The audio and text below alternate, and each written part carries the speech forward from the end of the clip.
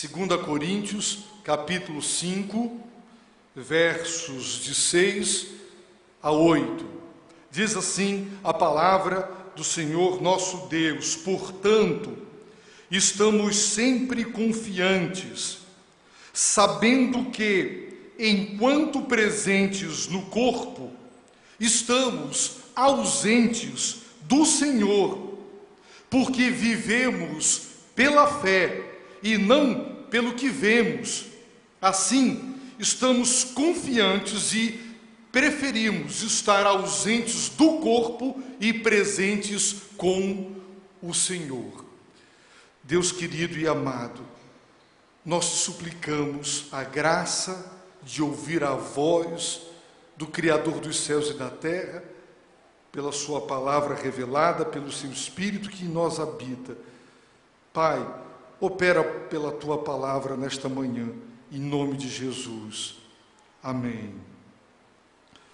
Meus irmãos, esta é uma das passagens, uma delas, que nos dá grande motivação para confessar Jesus como Senhor e Salvador. Ser cristão é uma bênção. E dentre elas, a bênção de ter uma esperança sólida, fundamentada de uma maneira bastante segura. E esta certeza, meus irmãos, de que o Senhor nos abençoa, no que diz respeito a uma esperança de eternidade, traz para o momento presente da nossa vida grande conforto, grande consolo e grande incentivo para enfrentar os problemas da vida. Essa passagem, por exemplo, ela fala da ressurreição do corpo, ela fala do corpo espiritual, do corpo glorificado. Ela fala sobre a consumação da obra. A salvação, segundo as Escrituras, é um processo. E quando esse processo é desencadeado, é naquele momento quando, pelo poder do Espírito Santo, somos regenerados e convertidos. E naquele momento, Deus nos justifica, Ele nos salva do castigo ou da penalidade do pecado. Então, nós ingressamos num processo contínuo de transformação moral para que sejamos semelhantes a Jesus Cristo, a santificação, aguardando, portanto, após a morte, a ressurreição, a glorificação, quando Deus completará a obra que Ele começou. E nós temos a certeza de que Deus não é como nós, que começamos as coisas e não acabamos as coisas, ficamos pelo caminho. O que Deus começa, Deus conclui. Por isso Paulo em Romanos 8 fala da glorificação no passado. Por quê? Porque aquilo que Deus prometeu é tão real que pode ser descrito como uma bênção já experimentada pelo crente. Por isso, em Romanos 8, ele menciona a glorificação com verbos no tempo do passado, embora será algo que ocorrerá no futuro. O apóstolo Paulo começou o capítulo 5 dizendo: sabemos. A tradução, essa versão Almeida século 21, infelizmente, omitiu uma conjunção.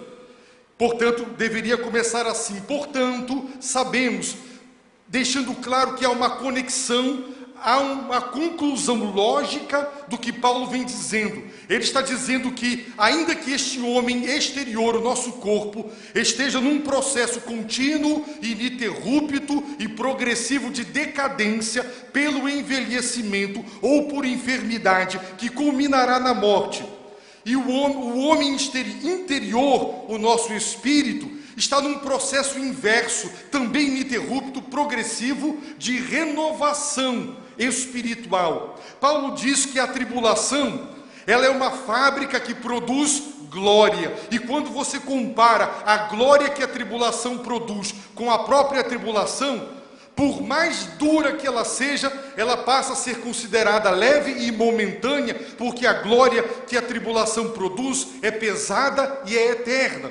Paulo então vai falar que nós cristãos fixamos as coisas nas coisas invisíveis e não nas visíveis, porque para nós real não se limita ao concreto, ao visível. as coisas invisíveis para nós são tão reais quanto as visíveis, e nós fixamos a nossa atenção nelas, porque elas são eternas e as coisas visíveis são passageiras, são efêmeras, elas são temporárias, elas irão acabar. Agora Paulo então conclui, portanto, consequentemente, ele vai dizer, sabemos. Ora, o que é que nós sabemos como produto destas convicções? Nós sabemos que se essa tenda, Paulo chama o corpo de tenda, e ele afirma que este corpo é a nossa casa terrena, onde moramos. Quando ele for destruído, e ele será destruído pela morte, pela decomposição após o sepultamento, o que é que nós temos? Observe que ele afirma que nós temos, trata-se de uma posse que já é nossa. Nós temos um corpo glorificado, ressurreto e espiritual, que Paulo chama aqui no texto de um edifício, para contrastar uma tenda que é feita de peles de animais e que, portanto, de fato é destruída, com um templo de alvenaria, algo mais sólido e mais concreto. O que é que nós temos? Nós temos um edifício. O corpo espiritual glorificado e ressurreto é chamado de edifício, que será a nossa casa no céu, e ela será eterna, porque não se decomporá e não se desgastará, não feita por mãos humanas. Ora, Paulo, segundo o livro de Atos, capítulo 18, ele fabricava tendas. Ele se autossustentava, junto com Áquila e Priscila, fabricando tendas. E ele sabia que as tendas eram feitas pelas mãos humanas. E ele está dizendo, este edifício que nós temos já é nosso, embora a ressurreição do corpo se dará por ocasião do retorno pessoal, triunfante e glorioso de Jesus, no final dos tempos, no último dia, nós já o temos, porque ele é uma promessa de Deus. Deus ressuscitou Jesus, e segundo a Bíblia, a ressurreição dele são os primeiros frutos de uma grande colheita, ou seja, as primícias. Logo, a garantia da nossa ressurreição física é a ressurreição física de Jesus. Ou seja, nós temos uma habitação, um edifício no céu eterno, porque este corpo espiritual glorificado e ressurreto não é produto das mãos dos homens, é produto das mãos de Deus. Por isso, meus irmãos, nós podemos encarar a doença, a enfermidade e a nossa própria morte com coragem e com esperança, porque de fato esse corpo, esta tenda, esta casa onde nós moramos, ela será destruída pela morte. Mas Deus nos dará um edifício, e ele já é nosso, porque Deus o prometeu. Ele é eterno nos céus. No entanto, quando Paulo diz, se esta casa, se esta nossa tenda for destruída, porque ele coloca a condicional? Não é porque ele imagina que não morreremos, mas ele tinha a expectativa de que Jesus voltasse enquanto ele ainda estivesse vivo. E se isso acontecesse, ele não morreria. Mas o que aconteceria? Verso 2, ele seria revestido da sua habitação celestial. Agora ele chama o corpo ressurreto, glorificado e espiritual de habitação celestial. Por quê? Porque Paulo não queria que o seu corpo experimentasse a decadência.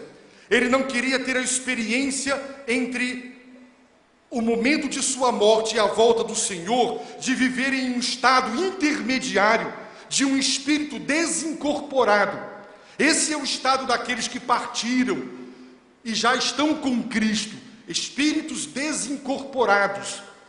Ele não queria isso. O que ele queria é que o mortal, ou seja, esta tenda, este corpo, fosse revestido e absorvido pela vida. Aqueles que estiverem vivos por ocasião do retorno de Jesus Cristo, e eles não experimentaram a morte como Elias e como Enoque, então o corpo espiritual como um sobretudo. Agora Paulo muda a metáfora, o corpo não é mais uma tenda, o corpo agora é uma veste que reveste, é a última veste que é colocada sobre todas as demais, é o sobretudo. é o que vem, absorve o que é mortal, diz o apóstolo. Portanto, o corpo espiritual, glorificado e ressurreto, absorverá, transformará este corpo. E era isso que Paulo queria, não ser encontrado nu na volta de Jesus, ou despido, ou seja, um espírito desincorporado. Ele queria sim que Jesus voltasse e ele fosse encontrado vestido, ou seja, com este corpo que ele agora chama de veste. Paulo, meus irmãos, nos ensina que foi Deus quem nos preparou para isso. Foi Deus quem nos preparou para a ressurreição. Foi Deus quem nos preparou para receber esse corpo espiritual glorificado e ressurreto. E a garantia de que essa promessa se cumprirá é que ele nos deu o Espírito como garantia. Nas antigas versões fala de penhor. A garantia é o penhor. Qual é a garantia que nós temos da parte de Deus de que, de fato, porque estamos em Cristo, seremos ressuscitados como Ele foi? A garantia é a presença do Espírito vivendo em nós, porque Deus nos deu o seu Espírito. É por essa razão que toda pessoa genuinamente convertida e regenerada, ela é habitada pelo Espírito, e é essa presença graciosa e santa do Espírito de Deus que nos dá a certeza e a convicção de que tudo isso é verdade, porque não temos documentos, não temos comprovantes, não temos escrituras, nem notas fiscais, não temos nada para comprovar concretamente esta esperança, mas a presença interna do Espírito é a garantia. Portanto, nós temos nas mãos a revelação, onde encontramos a promessa da salvação, que é justificação, que é santificação e é glorificação, corpo ressurreto. E nós temos a presença do Espírito Santo em nós, assegurando-nos de que esta revelação é divina, é verdadeira. Portanto, nós estamos em boas mãos. O crente salvo, ele tem certeza de que ele ressurgirá com Cristo. Ele traz em seu coração plena convicção. Não é maravilhoso crer em Cristo como Salvador e Senhor? Agora, meus irmãos, entrando no texto que nos diz respeito, mais uma vez Paulo vai usar a conjunção e ele diz, portanto. Ele vai tirar uma conclusão do que ele disse de 1 a 6. E qual é a conclusão? Portanto, ou seja, diante da promessa do corpo espiritual ressurreto e glorificado, diante do fato de que Deus nos deu o seu Espírito como penhor ou garantia, portanto, estamos sempre confiantes, sempre. Não há lugar para a dúvida, não há lugar para a incerteza, não há lugar para titubear, para simplesmente ficar acovardado, não há lugar. Em virtude de tudo o que Deus fez e prometeu, e de tudo quanto Deus nos deu, estamos sempre confiantes. Esse é o estado no qual vive aquele que é salvo por Jesus Cristo. Sempre confiante, em todo momento e em toda ocasião. Esta confiança não é produto do homem, das convicções humanas, é produto de Deus. E essa confiança é que traz paz. Quando você tem confiança, você vai fazer algo, você acerta. A falta de confiança gera insegurança. Você gagueja, você titubeia, você erra. Mas a confiança traz paz, segurança, convicção. E é isso que nós temos.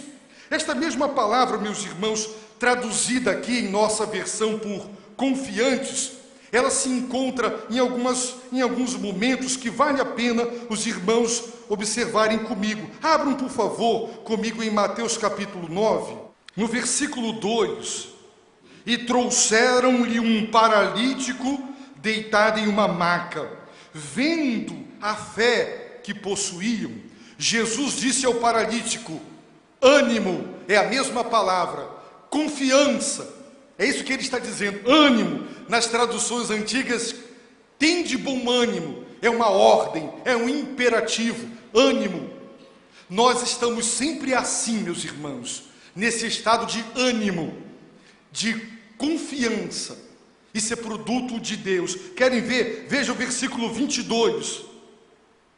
Mas Jesus, voltando-se para aquela mulher que o tocou e vendo-a, disse: ânimo, ou tem de bom ânimo, filha, a tua fé te salvou. Ânimo, confiança. Sempre está no imperativo. Vamos para Marcos capítulo 6, Marcos 6, 50. Pois todos o viram, Jesus anda sobre o mar e vai ao encontro dos apóstolos que estão no barco no meio do mar e de uma tempestade. Pois todos o viram e se assustaram, mas Jesus imediatamente lhes disse: tende coragem. É a mesma palavra, ânimo, coragem, confiança. Sou eu, não temais. Essa foi a palavra do Senhor. Tende coragem. A palavra é rica. Confiança, ânimo e coragem. Vamos ver, meus irmãos, Marcos 10, 49. Jesus parou e disse, agora para o cego de Jericó: chamai-o. Chamaram o cego, dizendo-lhe: coragem, levanta-te. Ele está te chamando, coragem, ânimo, te anima, levanta, vai ao encontro dele. Ele parou para te ouvir. Você clamou pelo filho de Davi e ele parou. Coragem, vá ao encontro dele. Confiança, ânimo. Essa foi a palavra. Vamos ver João 16, 33. Nenhuma tradução, meus irmãos, é perfeita. E eu diria que essa tradução agora, da Almeida século 21, não foi muito legal nesse texto, porque a palavra é um imperativo e é uma ordem positiva, mas foi traduzido de maneira negativa. Diz o texto, João 16, 33, eu vos tenho dito essas coisas para que tenhais paz em mim. No mundo tereis aflições. Na outra versão diz, tende bom ânimo. Aqui diz, não vos desanimeis. Eu venci o mundo. Então, a melhor tradução é ânimo. É uma ordem, é imperativo e é positiva. Aqui foi colocado, não vos desanimeis, mas a palavra é ânimo, coragem. Nada de desânimo, coragem. Foi o que Jesus disse, tenham coragem. Eu venci o mundo. Exatamente, irmãos. Paulo está dizendo, porque Deus mandou Jesus, porque Ele morreu para nos salvar, porque Ele ressuscitou dos mortos, nós temos sempre ânimo, coragem, confiança para encarar as nossas enfermidades, para encarar a nossa própria morte, para encarar a perda daquelas pessoas que nós amamos. Nós temos confiança, coragem e ânimo, ou seja, não ficamos abatidos e nem desanimados quando a enfermidade ou a morte nos levam ou levam aqueles que nós amamos. Então, Paulo prossegue dizendo, sabendo, mais uma vez, na primeira pessoa do plural, Paulo vai falar que ele sabia, como ele disse lá em cima, sabemos, e ele está pressupondo que o saber que ele mencionará, ele é de todos, sabendo, todos sabemos, diz Paulo, o que é? Que enquanto presentes no corpo, estamos ausentes do Senhor. Exatamente. Ora, é isso que nós sabemos. O que é que nós sabemos? Enquanto presentes. O verbo traduzido aqui, enquanto presentes, e à frente, estamos ausentes, são duas palavras que são opostas, são antônimos. A primeira significa em casa. A segunda, fora de casa. Na minha pátria, entre o meu povo. Fora da minha pátria, no estrangeiro. Paulo está dizendo, enquanto presentes no corpo, ou seja, enquanto vivos sobre a face da terra, neste corpo, nós estamos em casa. Essa é a nossa casa. Eu habito neste corpo. É a minha tenda, é a minha casa terrena, ele já disse.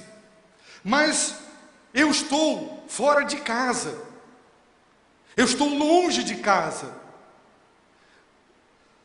eu estou em casa ou estou fora de casa? As duas coisas. Por quê? Porque a minha pátria, a minha casa, o meu destino final, último, derradeiro, é o céu. Irmãos, esse corpo onde eu habito e a terra que é a nossa casa, foi planejada por Deus temporariamente para a nossa existência.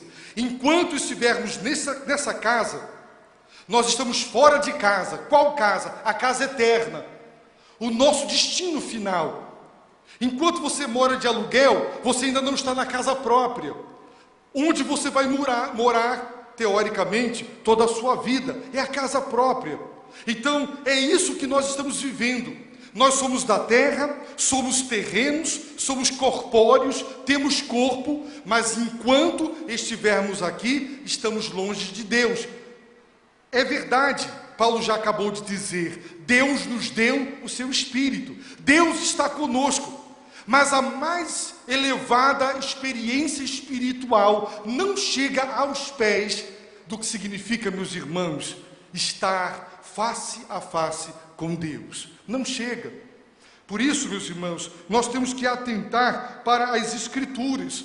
Pedro se dirige a centenas e milhares de cristãos em várias partes, no Ponto, na Bitínia, na Capadócia, e ele os aborda chamando-os de peregrinos e forasteiros. Por quê? Porque enquanto nesse corpo estamos em casa, mas ausentes do Senhor, fora de casa, porque nós somos forasteiros e nós somos peregrinos. Vamos ver Filipenses capítulo 3, versículos 20 e 21, o que é que Paulo diz? Mas a nossa pátria está no céu, de onde também aguardamos um Salvador, o Senhor Jesus Cristo, que transformará o corpo da nossa humilhação, este corpo que fica enfermo, que fica doente, que sofre, que tem carências, necessidades, corpo de humilhação, para ser semelhante ao corpo da sua glória, um corpo glorificado pelo seu poder eficaz de sujeitar a si todas as coisas. Onde é a nossa pátria? A nossa pátria está no céu. Por isso Paulo está dizendo, enquanto presentes no corpo, ou seja, enquanto nessa casa, estamos fora de casa, ausentes do Senhor, embora Ele viva em nós, mas ainda não estamos no nosso lugar de destino eterno. Vamos para Hebreus capítulo 11, por favor. Hebreus capítulo 11, a partir do verso 8. Pela fé, Abraão obedeceu quando foi chamado, partindo para um lugar que receberia por herança, e partiu, sem saber para onde ia. Pela fé, peregrinou na terra da promessa, como se fosse terra estrangeira, habitando em tendas com Isaque e Jacó, herdeiros com ele da mesma promessa, porque ele esperava a cidade que tem fundamentos, da qual Deus é o arquiteto e construtor. Enquanto peregrinava em tendas com Abraão, Isaque e Jacó, Abraão esperava a cidade. Esse artigo deixa absolutamente claro, ele é definido, a cidade. Qual é a cidade? Aquela que tem fundamentos. E Deus é o arquiteto e construtor. Agora os irmãos observem no versículo 13. Todos estes morreram mantendo a fé, sem ter recebido as promessas, mas tendo-as visto e acolhendo-as de longe, declararam ser estrangeiros e peregrinos na terra. Eles viram o céu, a pátria eterna, e diante do que Deus lhes revelou, confessaram: na terra somos estrangeiros e peregrinos. Aqui não é a nossa pátria. Um estrangeiro é alguém que pertence a um outro país, é estrangeiro, mas vive num país que não é o seu. Essa foi a confissão de quem teve a revelação, como eles tiveram. Os irmãos observem o verso 14, 15 e 16. Os que dizem tais coisas, ou seja, os que confessam que são estrangeiros e peregrinos, mostram que estão buscando uma pátria.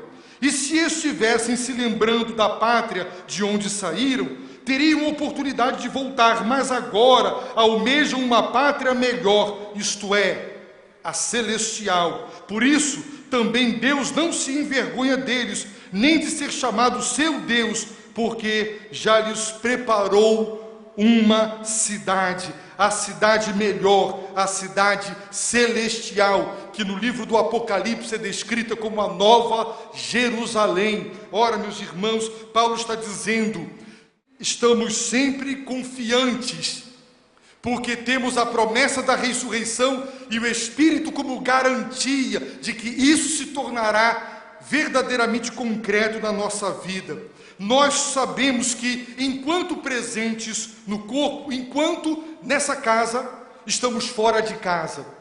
A nossa casa definitiva é o céu. O Senhor Jesus disse: não se turbe o vosso coração, exerça a fé, creia.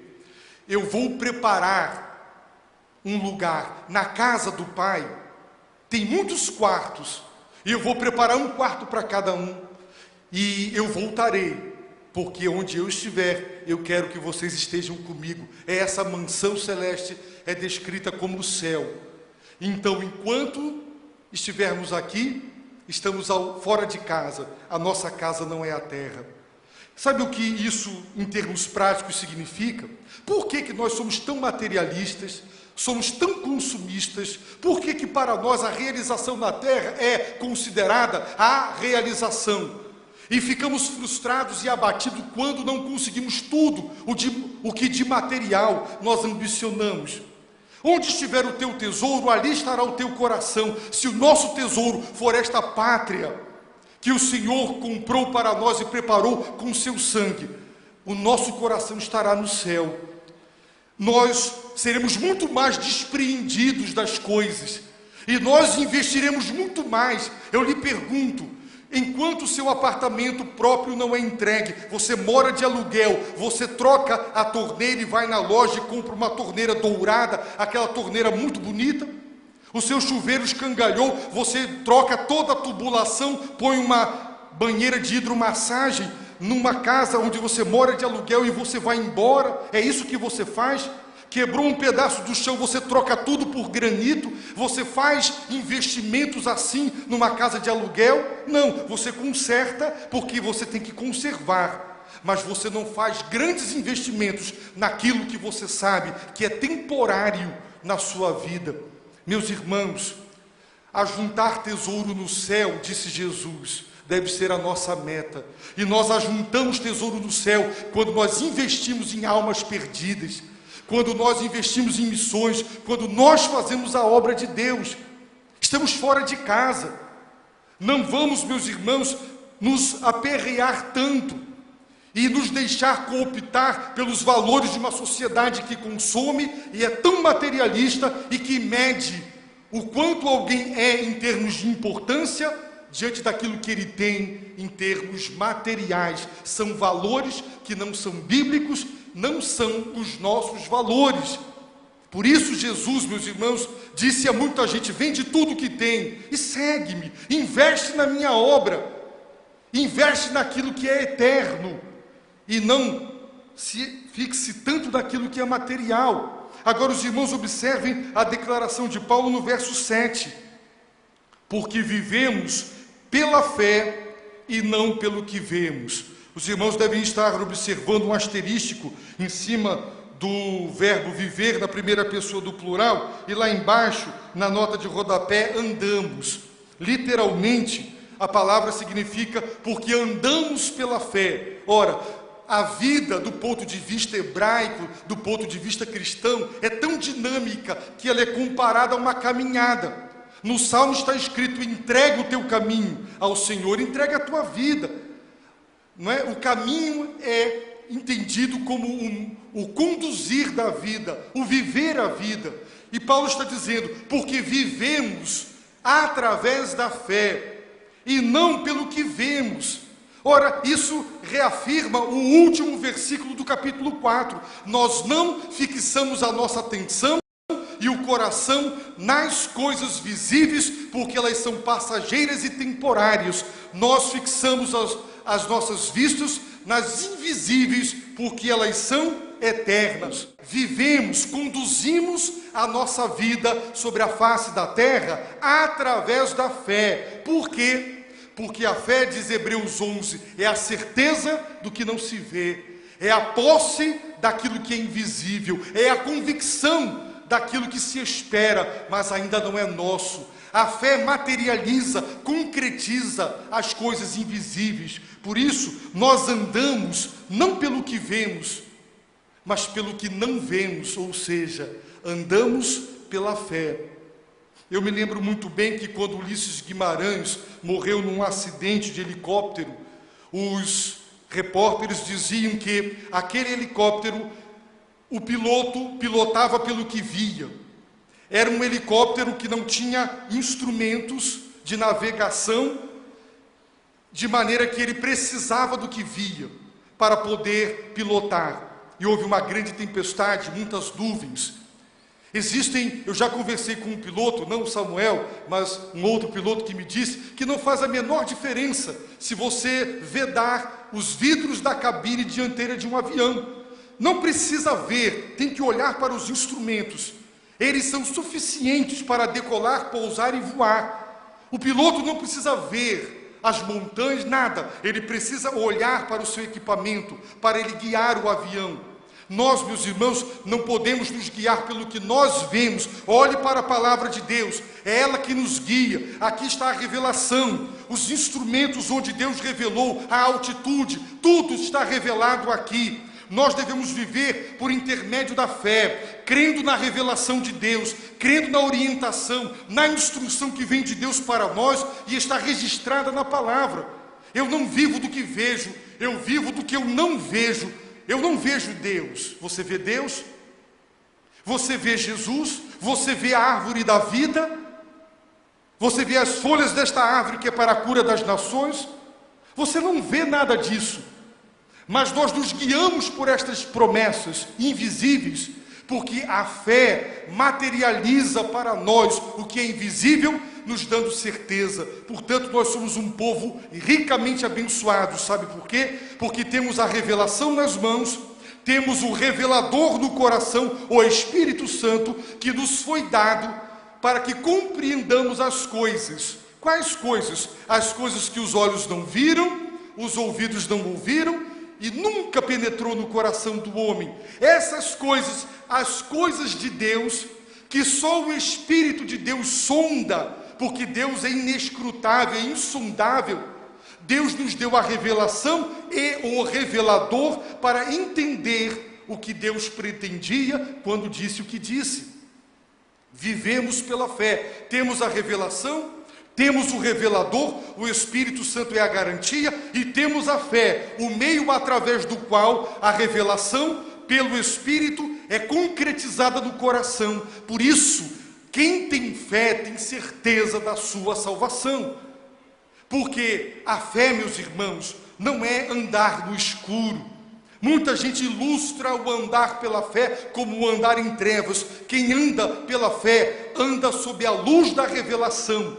Ele anda na mais clara luz de Deus, porque ele crê que o que Deus disse é a verdade, e sobre essa verdade ele constrói todo o seu viver. E eu quero lhe perguntar, como você vive a sua vida?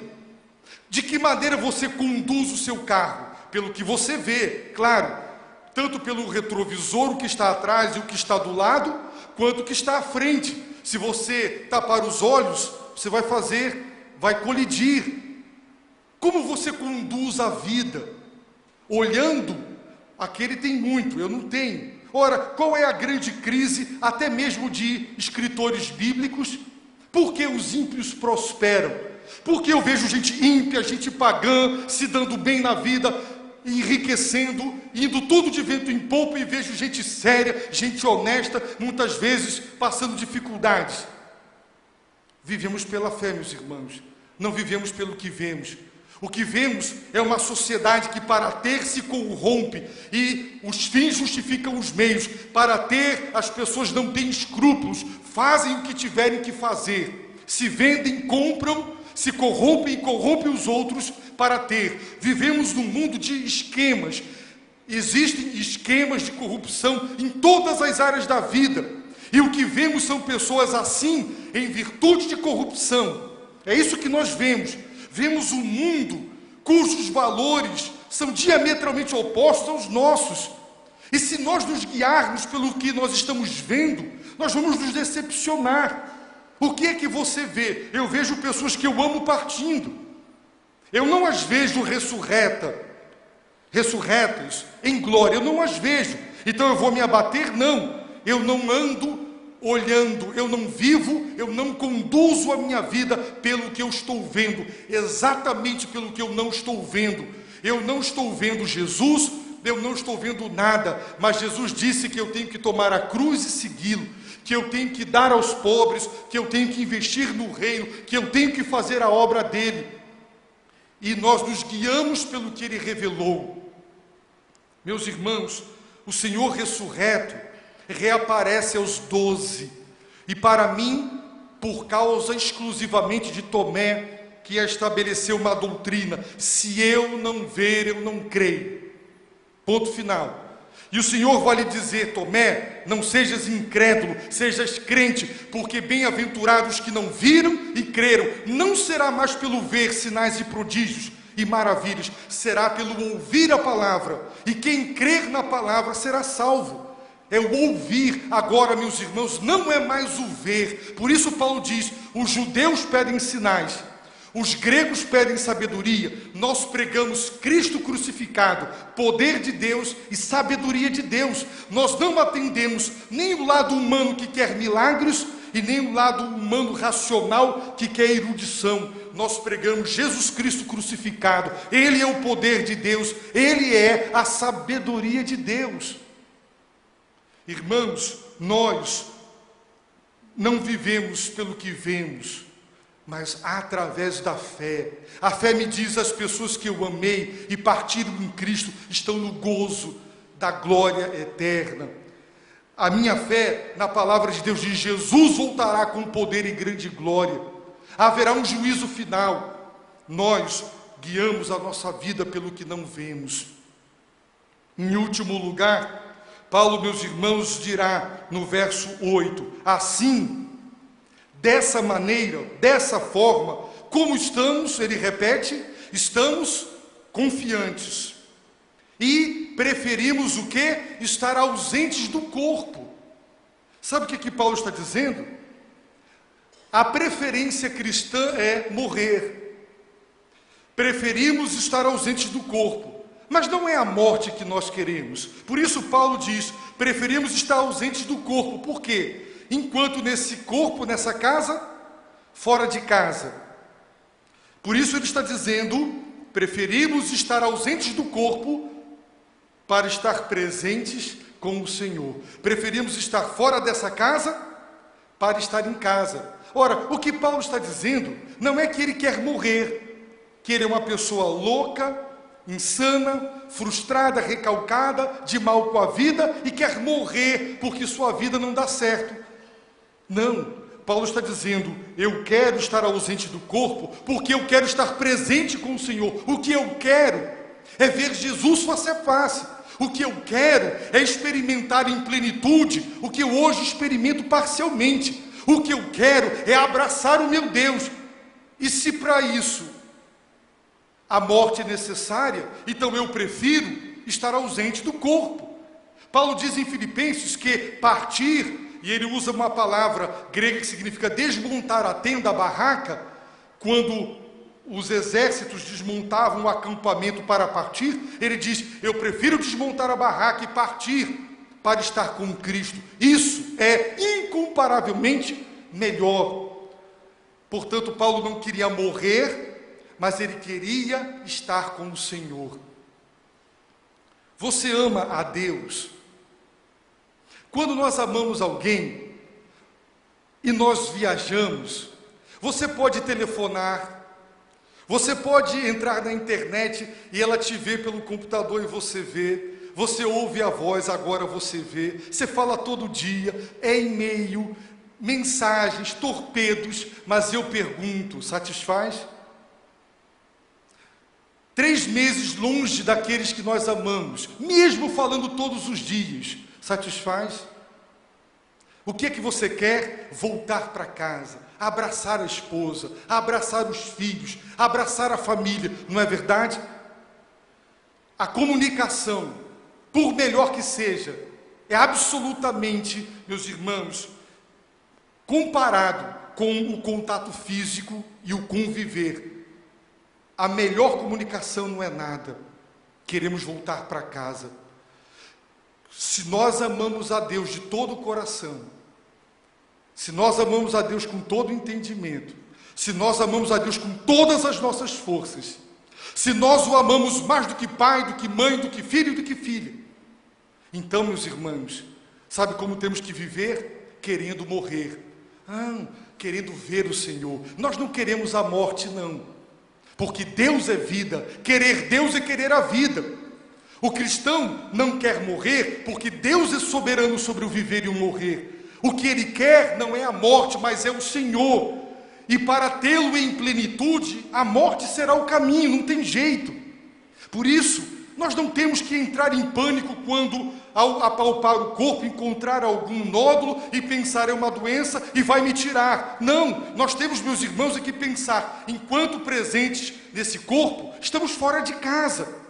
Paulo disse aqui, preferimos estar ausentes do corpo. Essa é a nossa preferência, é a preferência cristã. Por quê? Porque queremos estar presentes com o Senhor, queremos vê-lo face a face.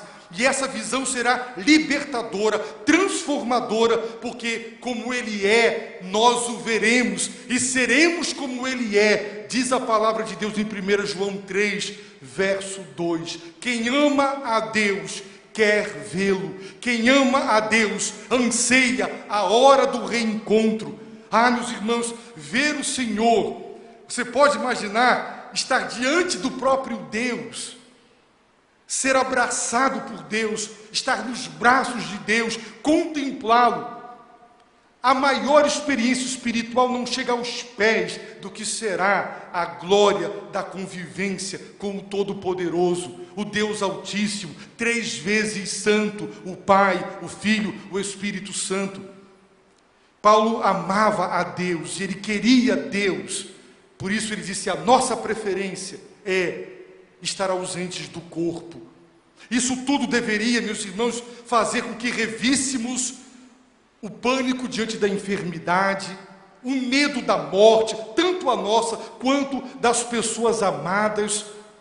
Isso deveria fazer, como Paulo disse, eu estou sendo entregue à morte todo dia. Eu estou me expondo a tantos perigos para pregar o Evangelho, porque se eu trago o morrer de Jesus comigo, eu trarei o viver de Jesus. É isso, irmãos. É isso que significa crer em Cristo. Jesus veio à terra, Deus se encarnou. Os irmãos observem que para a filosofia e para muitas religiões, a crença na imortalidade da alma é real. Mas nenhuma delas falam da ressurreição do corpo. Para os pitagóricos, para Platão e para tantos outros, o corpo é a cova da alma, é a tumba, é o caixão da alma.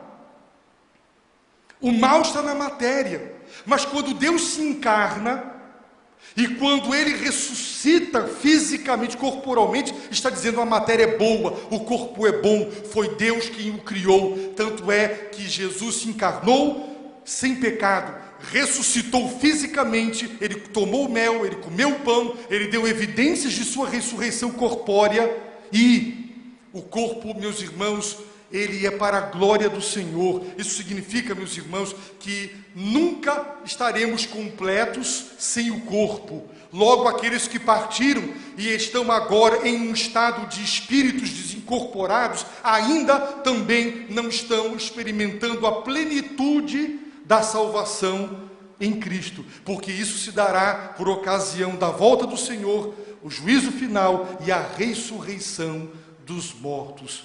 Ser cristão, meus irmãos, é como Paulo disse, portanto, estamos sempre confiantes, com coragem, com ânimo, tenha ânimo. Se as vicissitudes da vida o abatem, se você ainda não conseguiu o que quer, ânimo, coragem, confiança. A nossa pátria é o céu, isso aqui não é o nosso destino eterno, é no céu. Vamos nos dar para Deus, vamos querer Deus mais e mais na nossa vida, inclusive a ponto de dizer: quando chegar a minha hora, eu vou vibrar, porque eu vou para o meu Deus. Eu termino dizendo, meus irmãos, que eu já tive algumas experiências maravilhosas como pastor, ao estar no leito de morte com pessoas crentes partindo, com muitas dores, mas ainda deixando um sorriso nos lábios, dizendo: eu estou partindo para ver o meu Deus. Eu já saí confortado de situações assim. Estou partindo para encontrar-me com o meu Senhor.